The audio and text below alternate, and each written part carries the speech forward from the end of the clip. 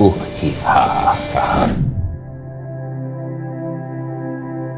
Apa jadinya jika seseorang yang dulunya bersifat brengsek dan tidak disukai banyak orang ternyata ketika dewasa ia justru lebih sukses daripada dirimu sendiri? Orang yang dulunya kau harapkan akan menerima balasan setimpal dengan perilakunya yang buruk justru dunia seolah-olah mendukungnya.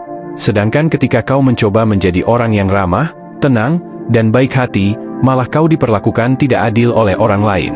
Pertanyaannya, mengapa dunia terasa tidak adil bagi orang-orang baik? Sedangkan sejak kecil kita diajarkan untuk menjadi baik agar bisa sukses.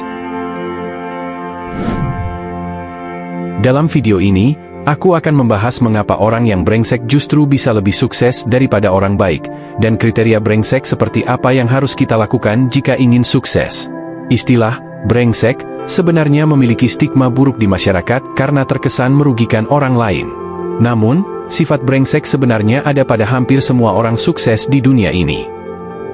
Pasti kamu pernah mendengar nama-nama seperti Elon Musk, Jeff Bezos, dan orang-orang golongan 1% lainnya yang juga memiliki sifat ini. Orang-orang sukses yang revolusioner ini bisa menggunakan sifat brengsek mereka pada titik tertentu, sedangkan kebanyakan orang cenderung terlalu baik atau terlalu jahat. Ironisnya, terlalu baik bisa membuat seseorang dijatuhkan, sementara terlalu brengsek bisa menciptakan kerusakan. Orang-orang sukses ini mampu mengontrol sifat brengsek mereka di titik yang tepat, tidak terlalu baik dan tidak terlalu jahat. Jadi, di mana titik brengsek mereka sebenarnya? Simak video ini sampai habis agar kamu tidak salah mengambil kesimpulan dan malah menjadi orang yang terlalu jahat.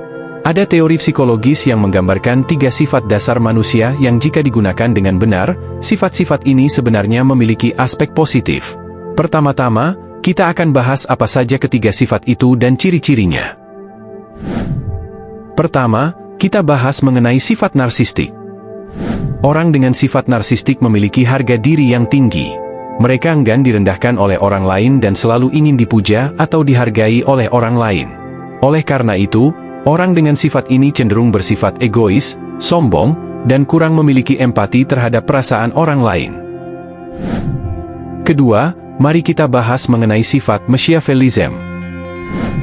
Orang dengan sifat ini cenderung suka menggunakan manipulasi dan kelicikan untuk mendapatkan apa yang mereka inginkan.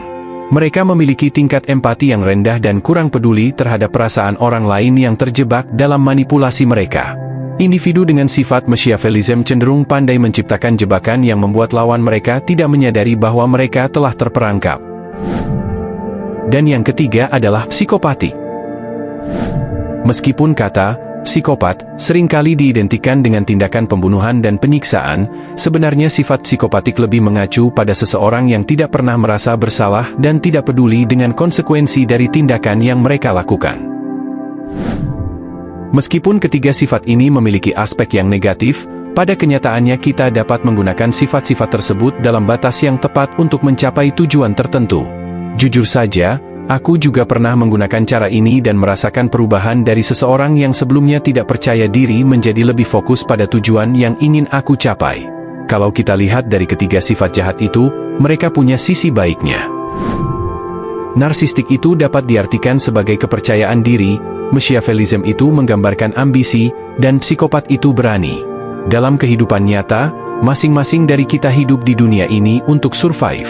Kalau zaman dahulu, manusia bertahan hidup dengan berburu hewan untuk memenuhi kebutuhan mereka.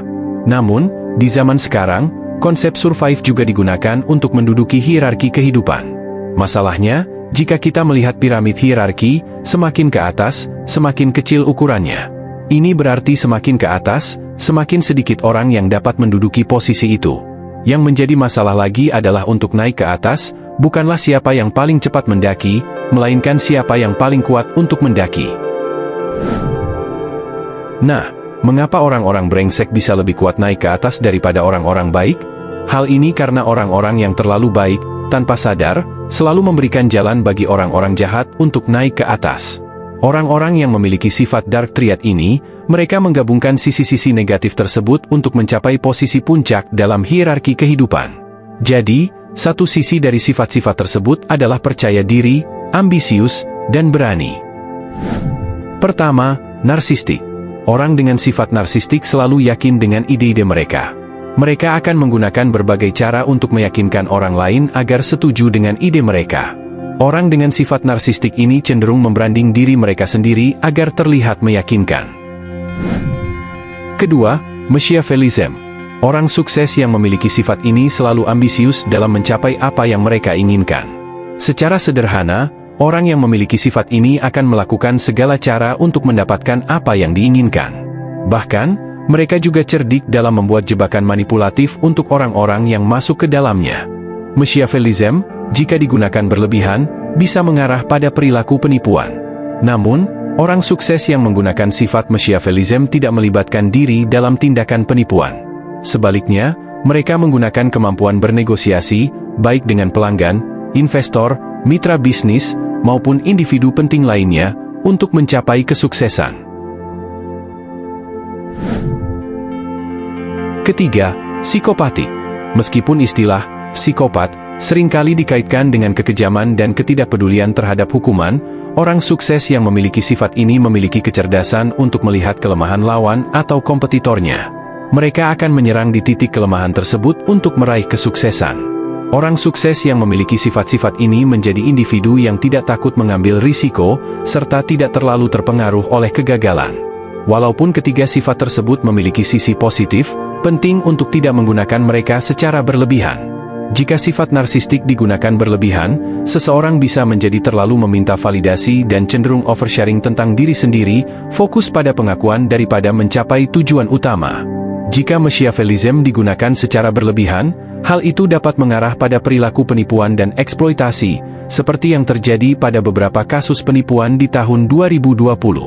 Penggunaan sifat psikopatik yang berlebihan dapat mengarah pada perilaku kekerasan dan tindak kriminal. Oleh karena itu, meskipun ketiga sifat tersebut memiliki sisi baik yang bisa digunakan pada titik tertentu, perlu dihindari penggunaan yang berlebihan demi menjaga integritas dan etika dalam mencapai kesuksesan. Moralitas memegang peranan penting dalam kehidupan sehari-hari manusia karena menciptakan aturan tak tertulis yang berfungsi untuk menjaga keamanan dan kedamaian antar individu. Namun, manusia juga memiliki kebutuhan material yang harus dipenuhi, dan terkadang uang dapat menguasai hingga melewati batas moral yang ada. Contohnya, seseorang yang kekurangan uang untuk memenuhi kebutuhan hidupnya mungkin terpaksa melakukan pekerjaan yang bertentangan dengan norma moral masyarakat. Meskipun terlihat menyimpang, dia mungkin merasa tidak memiliki pilihan lain. Inilah yang menjadi dilema sosial, di mana kebutuhan untuk bertahan hidup dihadapkan dengan nilai-nilai moral. Di era kapitalisme, tujuan meningkatkan hierarki sosial dan kesuksesan seringkali mendorong individu untuk melanggar moralitas demi mencapai visi dan misi pribadi mereka. Hal ini terutama terlihat pada para pemimpin bisnis atau politik yang terkadang menggunakan taktik-taktik yang tidak bermoral untuk mencapai tujuan mereka. Meskipun sebagian tindakan tersebut melanggar moralitas yang ada, seperti membuka pabrik di tengah lingkungan penduduk atau menebang hutan untuk keuntungan pribadi, tetap saja ada dampak negatif bagi lingkungan dan kehidupan hewan di sekitarnya. Meskipun tindakan tersebut mungkin legal karena tanah itu dimiliki secara pribadi, namun pencemaran lingkungan dan kerusakan habitat hewan menjadi konsekuensi yang tidak dapat diabaikan. Ini menunjukkan adanya keterkaitan antara uang dan moralitas. Kadang-kadang, moralitas bisa tunduk pada keuntungan finansial. Banyak orang mengukur kesuksesan dengan jumlah uang yang mereka miliki, dan dalam prosesnya, nilai-nilai moral seringkali dikorbankan demi laba dan keuntungan. Ini menimbulkan pertanyaan tentang sejauh mana seseorang bersedia mengorbankan prinsip moral untuk keuntungan pribadi atau keberhasilan finansial. Tentu, memunculkan persepsi bahwa semua orang kaya itu jahat dan serakah tidaklah tepat. Ini penting untuk diingat bahwa menjadi kaya tidak secara otomatis membuat seseorang menjadi jahat atau serakah. Seseorang yang kaya juga bisa memiliki integritas, moralitas, dan kepedulian terhadap orang lain. Poin utama dari video ini bukanlah mengajak orang untuk menjadi jahat agar sukses. Sebaliknya, pesan utamanya adalah memanfaatkan sisi positif dari ketiga sifat negatif tersebut. Seiring kita berusaha naik posisi dalam hidup, kita perlu mengambil keputusan yang tepat.